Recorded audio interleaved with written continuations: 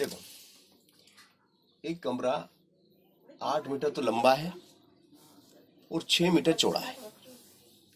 इस कमरे में 1.6 मीटर चौड़ी कालीन, नीचे कालीन बिछाते ना ताकि फिसले नहीं, है ना, घर में, क्योंकि आजकल टाइल्स लगाते हैं तो फिसलन हो जाती है ना, घर भी गंदा नहीं दिखे, है ना।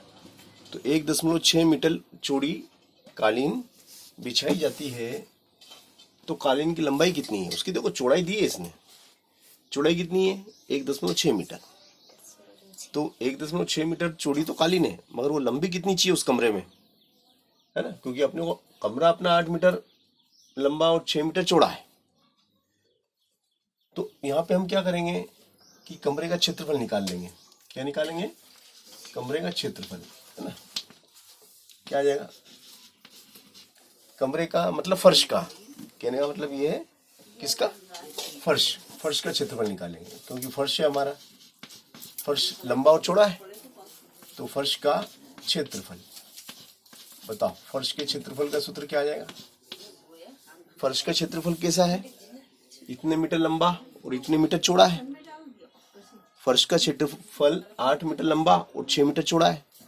तो 8 मीटर लंबा और 6 मीटर चौड़ा, कौन सी आकृति बनेगी, आकृति कौन सी हुई, 8 मीटर लंबा और 6 मीटर चौड़ा। देखो ये फर्श है हमारा, 8 मीटर लंबा और 6 मीटर चौड़ा, कैसी आकृति बनी, क्या नाम है इसका, गणित में क्या बोलते हैं इस आकृति को, आयत का क्षेत्रफल।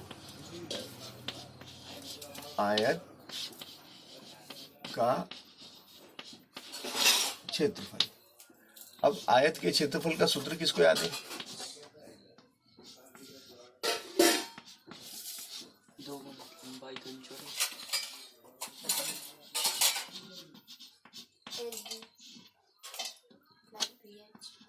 लंबाई गुणित चौड़ाई, लंबाई गुणित चौड़ाई।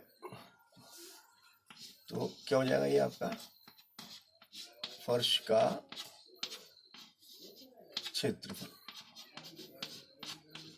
लंबाई कितनी बेटा 8, चौड़ाई कितनी 6, 8 और 6 48 वर्ग मीटर। ये किसका क्षेत्रफल निकला, फर्श का क्षेत्रफल। फर्श का क्षेत्रफल हमने निकाल लिया, है ना। तो फर्श का क्षेत्रफल मतलब आयत का क्षेत्रफल, और आयत का क्षेत्रफल का सूत्र लंबाई गुणी चौड़ाई। लंबाई 8 दी, चौड़ाई 6 दी, तो 6 8 48, और क्षेत्रफल है तो वर्ग, क्योंकि क्षेत्रफल में वर्ग लगता है, वर्ग मीटर। अब हमें तो जो कालीन बिछाना है ना, उस कालीन का क्षेत्रफल भी इसके बराबर होना चाहिए, है ना। तो फर्श का क्षेत्रफल मतलब यहाँ पे कालीन का आ जाएगा, है ना। तो कालीन का क्षेत्रफल बराबर कितना 48 वर्ग मीटर। तो कालीन का क्षेत्रफल का सूत्र भी क्या हो गया, लंबाई गुणित चौड़ाई बराबर 48। लंबाई कितनी दी 1.6, और चौड़ाई हमें मालूम ही नहीं है, नहीं चौड़ाई दी है, लंबाई निकालना है। लंबाई x मान लो, चौड़ाई कितनी दी 1.6 बराबर 48। तो x बराबर कितना हो जाएगा बताओ 48, और ये 1.6 नीचे आ जाएगा, है ना। ये दशमलव हटेगा तो ये 0 आ जाएगा। कितना हो गया 480/16, 16 × 48 बराबर कितना आ गया 30 मीटर। ये 30 मीटर क्या है, उस कालीन की लंबाई है, जो हमें नहीं दी थी हमने निकाल ली, है ना। तो कालीन की लंबाई कैसे निकली मालूम पड़ गया आपको, है ना, क्योंकि कालीन का क्षेत्रफल बराबर फर्श का क्षेत्रफल, और कालीन की चौड़ाई तो दी है हमें, लंबाई नहीं दी थी, तो लंबाई माना कि 1 से, और क्षेत्रफल हमने निकाल लिया, और क्षेत्रफल में चौड़ाई का भाग दिया, क्षेत्रफल में चौड़ाई का भाग दिया, तो लंबाई हमारे सामने आ गई, है ना।